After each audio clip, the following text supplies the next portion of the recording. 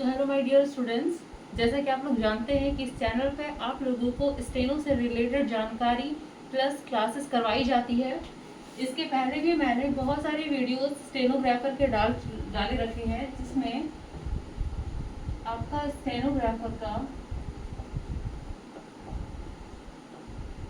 Mainly Hindi short hand की तैयारी करवाई जाती है। तो जो भी बच्चे हिंदी शॉर्ट हैंड करना चाहते हैं, जैसा कि आप लोगों ने थंबनेल ऑलरेडी देख रखा है, जिसमें लिखा हुआ है कि सालों की तैयारी महीनों में होगी। ठीक है, ऐसा इसलिए, इसका मेन रीजन ये है ना कि इस महीने आपका 6, 7 और 8 इन 3 तारीख को आपका एसएससी स्टेनो का एग्जाम हुआ था। ठीक है, और जैसा कि आप लोग जानते हैं कि एसएससी जो एग्जाम लेवल लेती है स्टेनो का, उसके जस्ट 2 से 3 मंथ के बाद स्किल टेस्ट हो जाता है।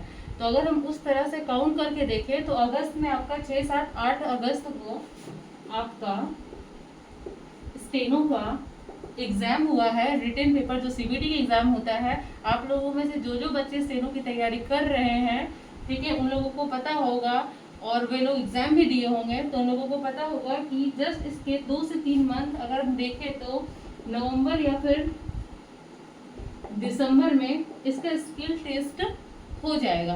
क्योंकि अभी इसका रिजल्ट ही नहीं आया है, आंसर की तक जारी नहीं हुआ है। इसका एक रीजन है कि 8 तारीख को जो है फर्स्ट शिफ्ट का एक पेपर को कैंसिल कर दिया गया था, जो कि बाद में एग्जाम लिया गया है। तो जस्ट उसके एक सप्ताह के अंदर आंसर की जो है जारी होता है। तो अगर हम 11 तारीख के बाद देखें तो इसके एक सप्ताह, अभी आप लोग 18 तारीख आज हो गया है, ठीक है, तो आप लोग मेरे ख्याल से यहाँ पे 25 तारीख के अंदर आप लोगों का आंसर की जारी हो जाएगा। आप लोग टेंशन मत लीजिए, ठीक है। और बहुत सारे बच्चों को ये टेंशन भी था कि एग्जाम में जो क्वेश्चंस वगैरह आए हैं, ठीक है, उसमें बहुत सारे क्वेश्चंस ऐसे थे जिसके ऑप्शन नहीं थे। तो कुछ क्वेश्चन ऐसे थे जिसमें ऑप्शन जो है गलत था, या फिर कुछ क्वेश्चंस ऐसे थे जो कि सिलेबस में ही नहीं है। ठीक है, क्योंकि इसमें जो है आपका एसएससी स्टेनो का अगर हम सिलेबस की बात करें तो इस सिलेबस में आपको रीजनिंग देखने को मिलता है,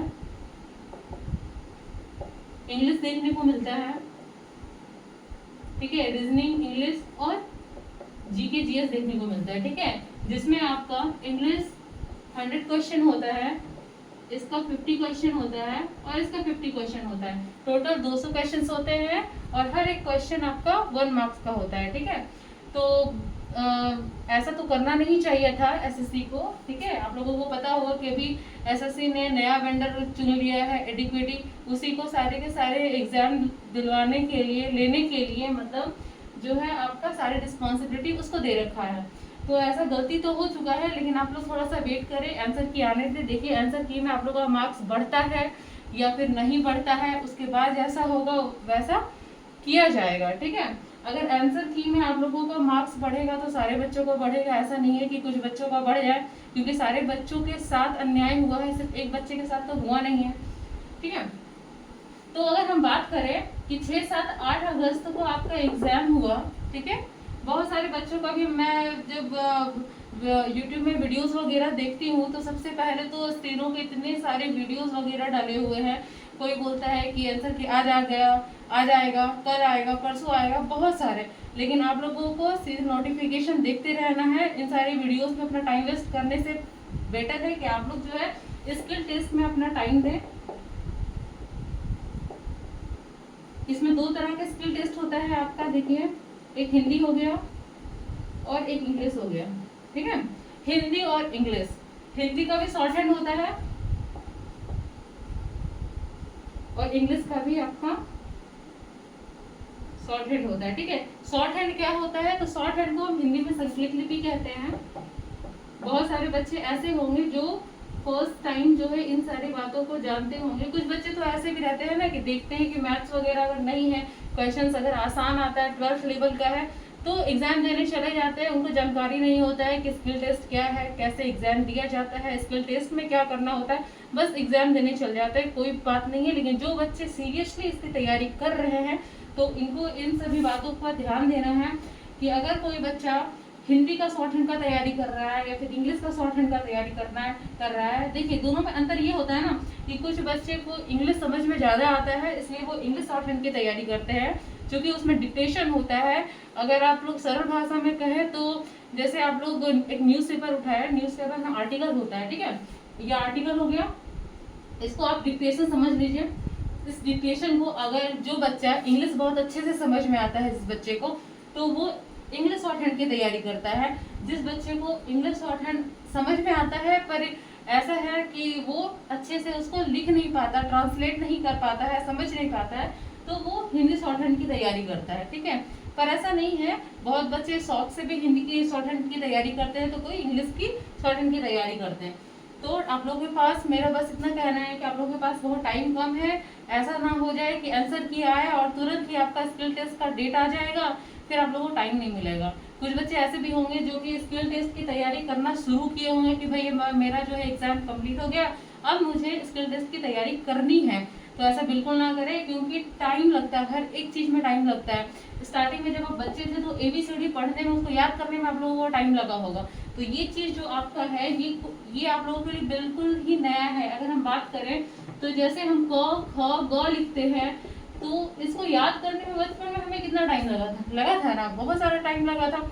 लेकिन अभी अगर हम शॉर्ट हैंड की बात करें तो शॉर्ट हैंड में आप लोग देखिएगा कि इसको एक अलग तरीके से लिख दिया जाता है, ठीक है।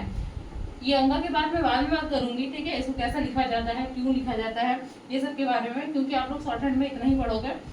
तो इसमें ये लाइन, तो ये क्रॉस वगैरह क्यों होता है, ये आप लोगों के लिए नया होगा, क्योंकि आप लोगों के लिए अगर आप देखोगे तो सारी की सारी लाइन तो एक जैसी है, आप लोगों को यही ना लगेगा, लेकिन इसमें भी डिफरेंट होता है, तो इसको भी पढ़ने में समझने में टाइम लगता है। आप लोग टाइम अगर नहीं दीजिएगा तो फिर कोई फायदा नहीं है, ठीक है, एग्जाम देने का कोई फायदा नहीं। आप ऐसे ऐसे बच्चों को देखेंगे जो पिछले 1 साल से, 2 साल से, 3 साल से आपका स्किल टेस्ट का तैयारी कर रहा है, ठीक है।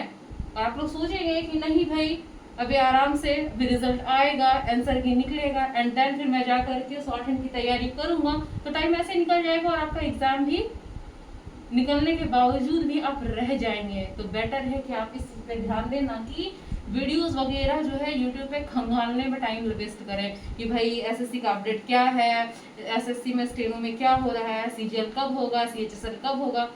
तो बेटर है कि आप अपनी लाइफ में ध्यान दीजिए। टीचर्स है, बड़े बड़े हम जो हमारे गुरु है, वो सब तो उस पर ध्यान दे ही रहे हैं ना। गलत होता है बच्चों के साथ तो वो लोग खड़े होते हैं, ठीक है। आप लोग समझ रहे हैं ना हम क्या कहना चाह रहे हैं एक्चुअली में। तो शॉर्ट हैंड जैसा कि आप लोग थंबनेल में मैंने फर्स्ट टाइम ही पहले ही कह दिया था कि थंबनेल में जैसा आप लोगों ने देखा कि आप लोगों को ने बहुत सारे बच्चों को ऐसा भी देखा होगा कि बहुत सारे बच्चे ऐसे कहते हैं कि भाई मैं तो 2 साल से लगा हुआ हूँ, मेरी स्पीड नहीं आ रही है, मैं 100 का स्पीड लिखना है, 80 का स्पीड लिखना है। 80 का स्पीड मीन्स 80 वर्ड पर मिनट, ठीक है। 10 मिनट का टाइम रहता है जिसमें आप लोगों को 800 वर्ड्स दिए रहते हैं, ठीक है। कुछ एग्जाम्स ऐसे होते हैं जिसमें 1000 वर्ड्स होते हैं, उसको 10 मिनट के अंदर आपको इस लैंग्वेज में लिखना होता है, ठीक है। तो आप लोग उन सभी बातों को, उन लोगों की बातों को सुन करके डिसमोटिवेट बिल्कुल ना हुए। मेरा बस यही कहना है, आप जितना अपना 100% दे सकते हैं उतना आप इस चीज पे दीजिए। आप लोगों का भी होगा, लेकिन आप लोगों के पास अगर टाइम कम है, आपको ऐसा फील होता है कि SSC स्टेनो का एग्जाम आपका निकल जाएगा, तो आप लोग दिन भर लगा दीजिए इस चीज को सीखने में। और मैं आप लोगों को वीडियोस डाला करूंगी, उसको रिवीजन करना है, मैं बिल्कुल कोशिश करूंगी। कोशिश क्या, मैं उसको कंप्लीट ही कर दूंगी। आपका एग्जाम जब तक स्किल टेस्ट होगा तब तक मैं इसको कंप्लीट कर दूंगी। आप लोग उसको पढ़िएगा, समझिएगा और स्पीड अपना बढ़ाइएगा, ठीक है। कैसे क्या करना है वो तो आगे की बात है, मैं बताऊंगी ही, ठीक है। तो आप लोगों को बस इतना ही कहना, आज तो बस इंट्रोडक्शन था। इंट्रोडक्शन में मैं आप लोगों को फालतू का टाइम वेस्ट आप लोगों का नहीं करूंगी, क्योंकि आप लोगों के पास फोन ऑलरेडी है। आप लोग गूगल पे जाके सर्च कर सकते हैं कि भाई शॉर्ट हैंड की वैकेंसीज क्या होती है, कहाँ कहाँ इसकी नीड होती है। कुछ कुछ बच्चे ऐसे होंगे जो नए होंगे, इनको पता नहीं होगा, तो वो सर्च खुद कर सकते हैं। मेन मुद्दा यहाँ पे ये है कि एग्जाम नज़दीक है, ठीक है। जो चीज़ को हम गूगल पे सर्च करके देख सकते हैं, वो चीज़ को बता करके यहाँ पे टाइम वेस्ट क्यों करना। तो बेटर है कि आप लोग शॉर्ट हैंड की तैयारी करने के लिए रेडी हो जाए।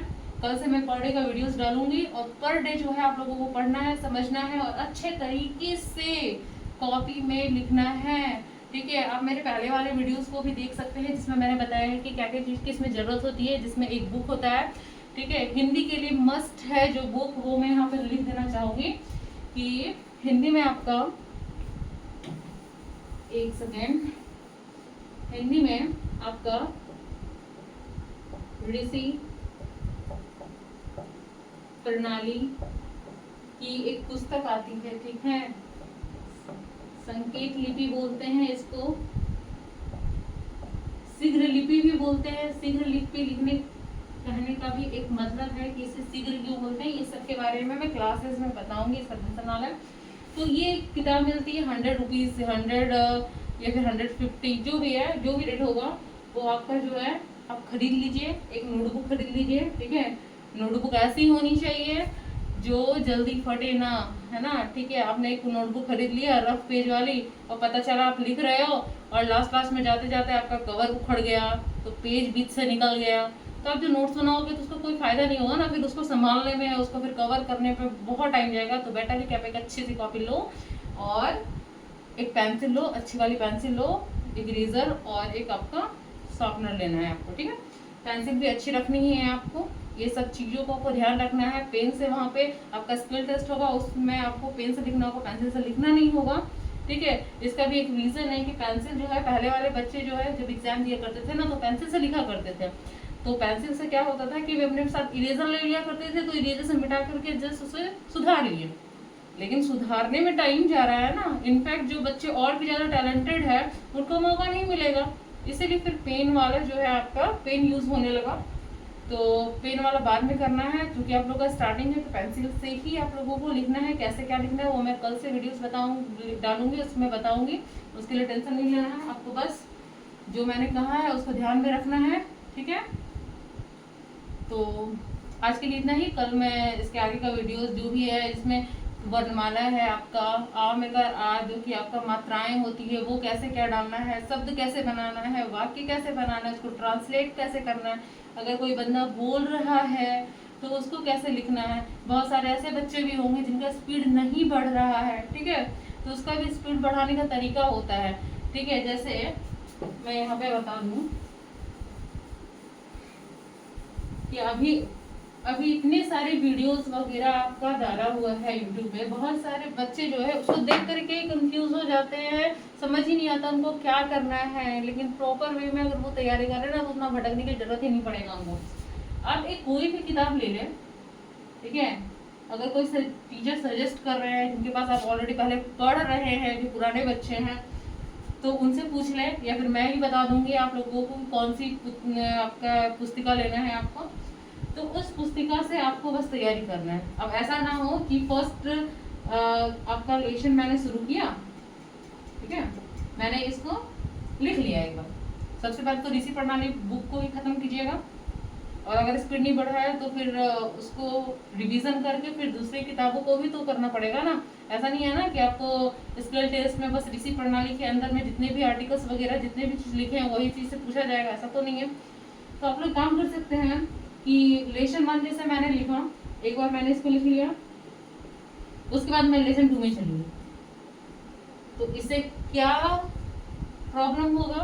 प्रॉब्लम ये होगा कि जैसे मैंने इसको लिखा एक बार, इसमें कुछ वर्ड्स ऐसे आए जो मुझे समझ नहीं आए, मैंने बस उसे एक बार लिख दिया, ठीक है, तो क्या वो मेरे माइंड में जाएगा? बिल्कुल नहीं जाएगा। आप चीज़ों को पढ़ते हैं, चाहे वो आप जीके पढ़ो या फिर इंग्लिश की कुछ वर्ड्स वोकैब वगैरह पढ़ो, जो भी पढ़ोगे उसको रिवीजन करते हो ना टाइम टू टाइम। लेकिन इसमें टाइम टू टाइम रिवीजन नहीं, उसको उसी टाइम रिवाइज करना पड़ता है। एक बार मैंने कुछ भी लिख दिया, कुछ भी, जैसे यहाँ पे मैंने लिखा गांधी जी, ठीक है, अब गांधी जी लिखने के लिए हिंदी में लिखा, मुझे तो संकेत लिखने में लिखना है, तो कैसे लिखूंगी मैं? ये रहा आपका गांधी जी, ये तो मैंने लिख दिया समझ करके, मैं पढ़ रही हूँ और मैं जानती भी हूँ कि कैसे लिखा जाता है। मैंने एक बार लिखा, छोड़ दिया, अगले लेशन में पहुंच गई मैं, फिर आया गांधी जी, फिर मैं उसको बनाऊंगी कि गांधी जी, फिर टाइप लगा और फिर मैंने छोड़ दिया। उसके बाद फिर मैं अगले लेसन में जाऊंगी, ठीक है, लेसन 3 में गई, फिर आया गांधी जी, फिर मैं इसको बनाऊंगी, क्योंकि मैंने तो याद नहीं किया ना रिवीजन किया। तो मैं क्या करूंगी, फिर से बनाऊंगी गांधी जी, ठीक है। इस तरीके से क्या हुआ, इस तरीके से मेरा और सिर्फ मेरा टाइम वेस्ट हुआ है, ठीक है। अगर मैं स्टार्टिंग में ही जब मैं इसको लिख रही थी तो इसको मैं याद कर लेती, मैं रटने नहीं बोल रही हूँ, मैं बस ये कह रही हूँ कि आप पहले इसको समझे कि आखिर लिखा कैसे गया है। गा ना धी जी, जो बच्चे पढ़ रहे हैं उनको बहुत अच्छे तरीके से समझ में आ रहा है, जो नहीं पढ़ रहे हैं उनको भी समझ में आएगा क्लास लेने के बाद, ठीक है। तो ये जो गांधी जी लिखा हुआ है इसको मैं रिवाइज करूंगी, कॉपी में बार बार लिखूंगी गांधी जी, और शर्माना बिल्कुल भी नहीं है, ठीक है। बहुत बच्चे बोलेंगे कि भाई मैं सामने किसी के पढ़ूंगा तो बोलेगा अरे गांधी जी बार बार क्यों कर रहा है ये बच्चा, ठीक है। क्यों शर्माना है भाई, हम नया चीज सीख रहे हैं, कुछ अलग कर रहे हैं, ठीक है। शर्माने की कोई आवश्यकता नहीं है। आपको अगर शर्म आ रहा है तो इसका मतलब आप खुद ही वहीं पे रुक गए, खुद को रोक रहे हैं आप। कोई भी चीज आप पढ़ते हैं तो रिवीजन करने पर क्या होता है, उस चीज को और अच्छी तरीके से याद होता है। पढ़ाई जो है 3 तरीके से किया जाता है। जैसे कोई भी खाना अगर हम खाते हैं तो सिर्फ प्लेट आया, खाना आया और स्टार्ट कर दिए, उसी जब हम खाते हैं ना उस तरीके से तो हमें टेस्ट वगैरह का कुछ पता नहीं रहता है। लेकिन वही जब खाना आता है तो पहले उसका स्मेल लिया जाता है, उसे आंखों से बहुत अच्छे तरीके से देखा जाता है, स्मेल लिया जाता है, फिर उसको अच्छे से चबा के खाया जाता है, तो वो खाना पचता भी है और उसका टेस्ट भी हमें समझ में आता है। सेम यहाँ पे आपका पढ़ाई भी है। आप पढ़ाई को क्या करोगे, बस देख लिया याद हो गया, ऐसा नहीं है। अब उसको पढ़ो, समझो और उसको लिखने की कोशिश करो, जितना लिखोगे उतना रिवीजन होगा। स्टेनो में बस यही चीज मायने रखता है कि अगर बच्चा कोई भी वर्ड में जितना टाइम देगा वो वर्ड उतना ही उसके दिमाग में जाएगा। क्योंकि जब वक्ता वहाँ पे स्किल टेस्ट में आपका वक्ता जब वहाँ पे बोलेगा ना तो वहाँ पे वो रुकेगा नहीं, बाबू तुम एक काम करो, गांधी जी कैसे लिखते हो पहले लिखो, उसके बाद मैं आगे जाऊंगा। ऐसा नहीं है, आपसे भी बहुत सारे टैलेंटेड बच्चे होंगे, ठीक है। और अगर वो धीरे धीरे बोल रहा है तो फिर इसको स्टेनो क्यों कहते हैं, ये हिंदी में ही कहानी हो गया ना आपका। स्टेनो का मतलब ये होता है कि आपको कम से कम समय में कोई भी वर्ड को आप कितना जल्दी लिख सकते हैं। इसीलिए रिवीजन करना जरूरी है ताकि वक्ता के बोलने में आप रुको ना, आपको पहले से याद रहे कि भाई गांधी जी कैसे लिखा था, फटाक से ऐसे कर दो, ठीक है। तो इसके आगे का कल मैं बताऊंगी कैसे क्लास करना है, कैसे क्या नहीं करना है, ठीक है। Thank you.